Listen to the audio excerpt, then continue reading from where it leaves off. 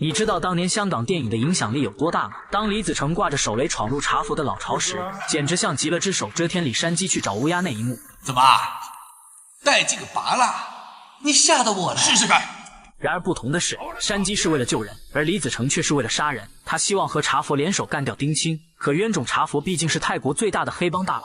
面对李子成这种自爆式的合作威胁，他也是个要脸面的人。茶佛告诉李子成，合作可以，但人必须由我来杀，尸体交给你。两人一拍即合。另一边，丁清带着女儿找了个旅馆躲了起来。可自从女儿被救出来后，始终坐在床上一言不发。丁清只好请来一位医生，医生说孩子应该是受到刺激导致神经性障碍。丁清本想找阿玉来帮忙，可刚从警局出来的阿玉不想再趟这个浑水，他直接挂掉了电话。为了尽快逃离这里，丁清请求医生帮忙照看一下女儿，并保证10分钟后他就会回来。善良的医生答应了他的请求。临行前一直沉默的女儿突然张开了双臂，这让丁清瞬间就破防了。他向女儿承诺，这次一定不会再离开她。随后，丁清找到线人提供的接头地点，他打算今晚就带着女儿离开泰国。可当他匆忙跑回旅馆时，发现1楼有一群人已经在这里蹲守。丁清快步走到电梯口，没想到一群杀手从电梯里冲了出来。丁清哐哐2拳直接干飞冲上来的敌人，然后夺走一把匕首对着敌人猛刺，接着他快速掏出手枪，对着外面的杀手精准射击，没有浪费一颗子弹，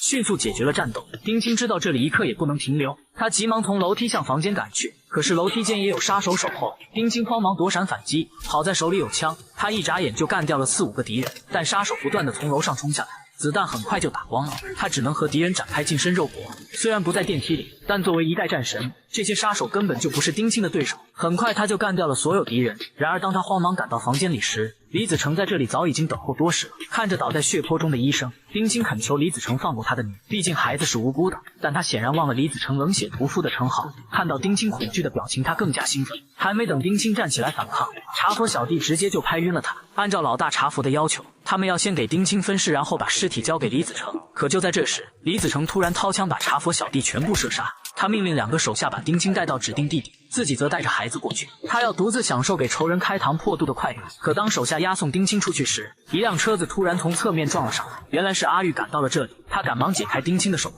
此时李子成驾车驶出了停车场，丁清顾不上身上的伤痛，疯狂地追了出去。他利用小道地形提前绕到了路口，对着李子成的车子疯狂射击。接着他纵身一跃，直接迎面撞进了车里。被锁住脖子的李子成捡起冲锋枪一顿乱射，失控的汽车在闹市里横冲直撞，很快就撞到路边停了下来。听到行李箱里孩子的哭声，丁清急忙呼唤女儿的名字。可这时李子成拿出一把匕首，直接刺到丁清的胸口上。危急关头，丁清拼尽全力捡起车里的手雷，然后毫不犹豫地拉开保险丢了出去，车子瞬间被炸到空中翻滚。丁清用身体死死地护住了行李箱。剧烈的爆炸过后，丁清率先苏醒。此时阿玉也循着声音赶了过来。可就在丁清把女儿送出去时，身后的李子成突然一刀刺了过来。他把丁清拽回车里，用刀狠狠地刺穿了他的心脏。看着女儿成功逃离了现场，丁清的内心终于平静下来。就在李子成以为自己胜利时，丁清缓缓地放开了手里的手雷。剧烈的爆炸声过后，这场生死对决最终以2败俱伤收场。故事的最后，阿玉在车站找到了丁清的背包。